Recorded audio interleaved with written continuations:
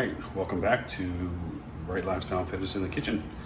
Today we're going to talk about something that's kind of a staple around the world that most people in America don't really take advantage of. Beans. So beans are an incredible source of fiber, all kinds of different micronutrients, but they have a good amount of protein and carbs. So when you combine them with like rice and a little bit of meat, you get a really full, complete meal that keeps you full very long. Some people are not compatible with beans, but most people are. So it's really a great way to get your macros in and stay fuller for longer. The issue with beans a lot of times is that when you get them from dry, you have to soak them overnight, then you have to cook them for 8 hours, and you have to do all kinds of stuff like that. But today, we're going to use an Instant Pot. An Instant Pot takes about an hour instead of 8 hours. There's no need to soak overnight. There's no need to cook all day long and keep adding water or broth. So it's kind of a game changer when it comes to making beans. If you want to make them on a quick weeknight or something like that, you can do that. So the recipe calls for 1 pound of pinto beans, 6 cups of water, but instead of water, I like using some vegetable broth and a little bit of water, some kosher salt, some black pepper, and 1 small onion diced. I don't have an onion, so we use onion powder instead. Then a bay leaf as well. I also personally like adding in like oregano and a little ancho chile or chipotle. It gives it a little bit of like Mexican flair. Oregano is really wonderful and aromatic. This gives a little bit of spice and character to it. But that's a great way to start. So let's get cooking.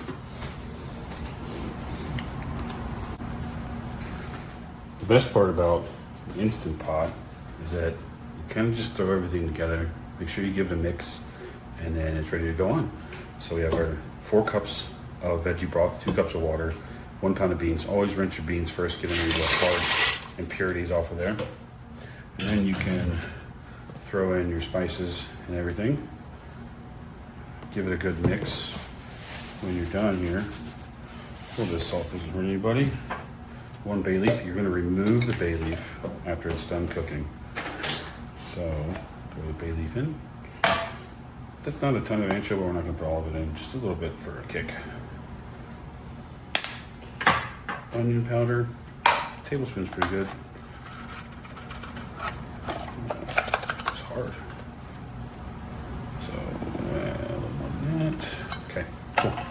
Then oregano is kind of a secret weapon in Mexican cooking. So throwing quite a bit of that. Now, we're just ready to throw in an Instant Pot. So give me 1 second, get this pot, and we'll show you, be right back.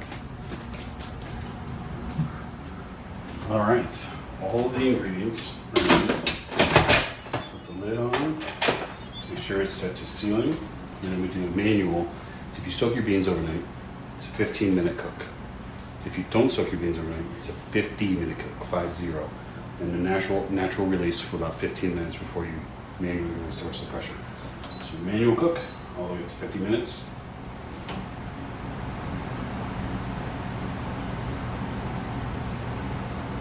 Sorry for the boredom. Let it sit. It's going to start automatically. Be back in about an hour.